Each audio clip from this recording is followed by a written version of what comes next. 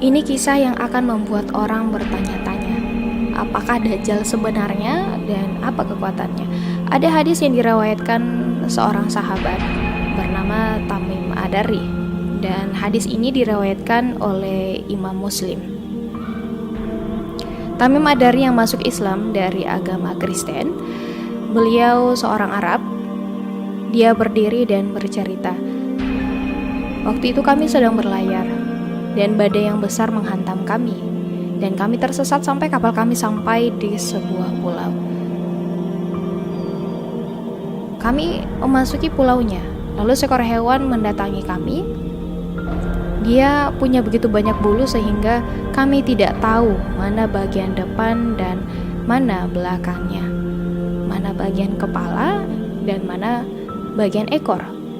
Dan kami berkata, celakalah dirimu. Kamu makhluk apa? Kami tidak pernah melihat makhluk sepertimu. Lalu dia berbicara, hewan ini berkata, aku jasasa. Jasasa itu artinya mata-mata atau pembawa berita. Mereka berkata, apakah jasasa ini? Lalu hewan itu berkata, manusia. Datanglah ke seseorang yang menunggumu di Dair. Dair pada masa itu adalah tempat di mana orang biasa beribadah. Misalnya seperti biksu atau orang-orang religius ibadah di sana.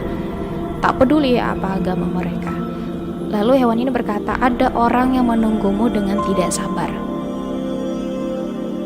Mereka berkata, ketika hewan ini memberitahu tentang pria, kami langsung melarikan diri karena berpikir hewan ini jin dan berlari ke arah pria ini. Lalu kami memasuki kuil tempat ibadah ini.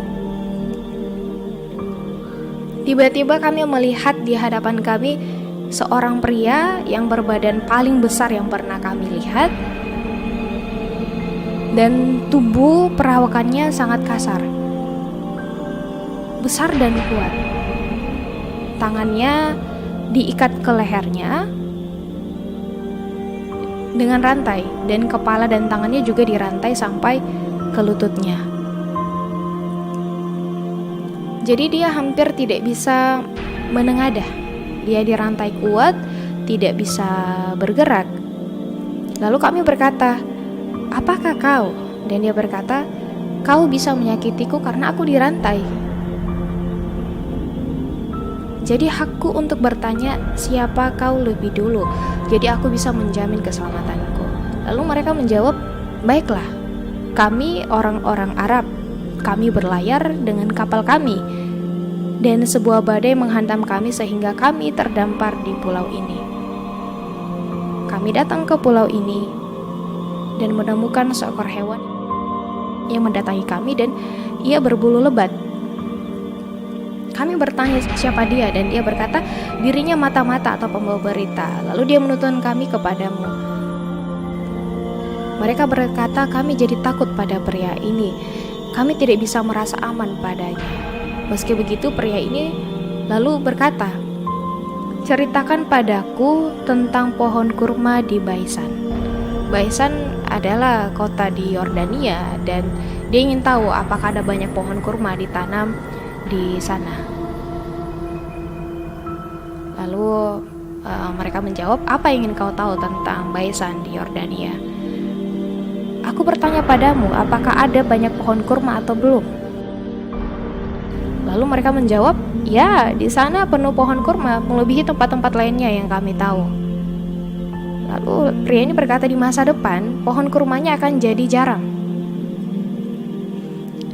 tidak lagi berbuah, dan sekarang sungguh di Yordan kurma jadi langka, padahal di zaman dulu ada banyak. Dan sekarang dengarkan, pria ini berkata, ceritakan padaku tentang Laut Tiberias. Oke, Laut Tiberias ini juga dekat dengan Syam. Apa yang kau tahu tentangnya? Apakah ada air di sana? Mereka berkata, iya, di sana ada banyak air. Lalu pria berkata, nanti airnya akan kering. Dan sungguh di zaman sekarang airnya telah makin kering daripada sebelumnya. Pria ini berkata lagi, ceritakan padaku tentang air mancur Zugar. Mereka menjawab, dan air mancur Zugar ini dekat Yerusalem, Baitul Maqdis. Kemungkinan sekitar 3 hari perjalanan jika kau berjalan dari Yerusalem, Baitul Maqdis. Jadi pada dasarnya lokasinya di Israel sekarang. Apa yang ingin kau tahu tentang air mancur sugar?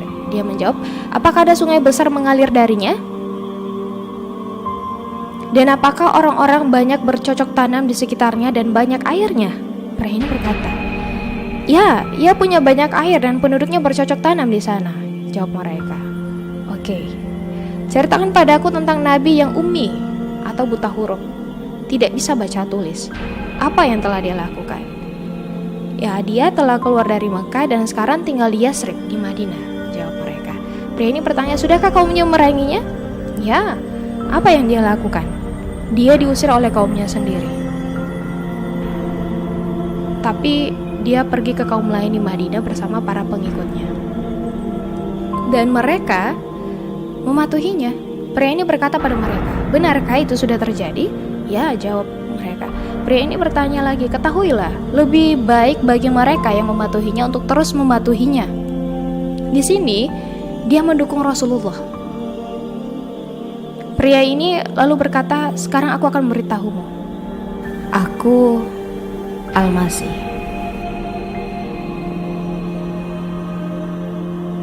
Sebentar lagi, berdasarkan tanda yang kau tunjukkan padaku, aku akan diberi izin untuk keluar.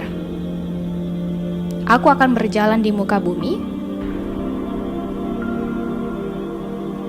Tidak ada desa, kota, atau tempat di bumi kecuali aku menjangkaunya. Semuanya dalam 40 hari. Seluruh dunia dalam 40 hari. Semua kecuali 2 tempat, Mekah dan Tibah, Madinah. Dan dia berkata, keduanya dilarang bagiku. Ketika dia berkata memasuki, artinya dia menaklukkannya, mengambil alih, dia memilikinya. Setiap kali aku mau memasuki salah satunya, ada malaikat yang berjaga memegang pedang.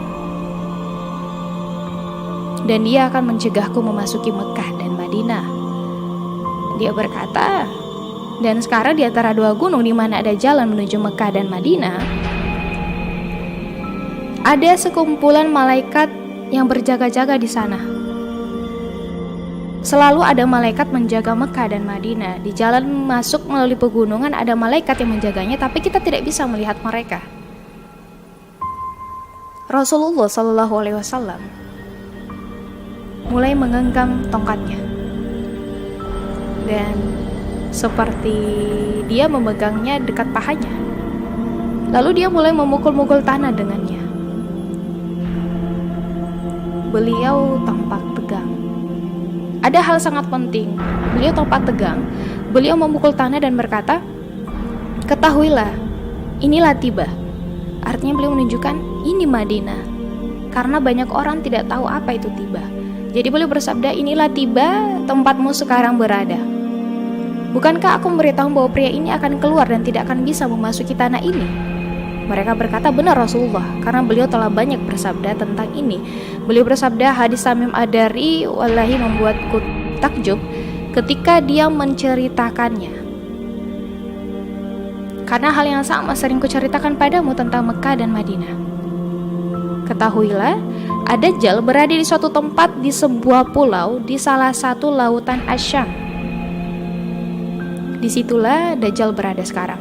Dia berada di pulau di laut Asyam, di mana sebagian ulama berkata sekarang Dajjal tinggal di sana. Beliau berkata, atau bahkan laut Yaman. Tapi kemudian Rasulullah SAW mengoreksi dirinya dengan berkata, tidak.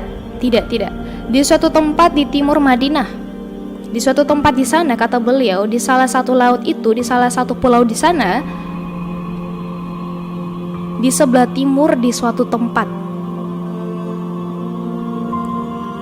Lalu beliau menunjuk dengan tangannya ke arah sana, ke arah timur. Di sebelah sana, jadi bahkan Rasulullah SAW tidak tahu benar tepatnya, tapi di arah itu. Jadi ini dekat timur tengah saat ini. Jadi walau alam, Dajjal pertama kali muncul di Asyam, di timur tengah, dan seperti itu.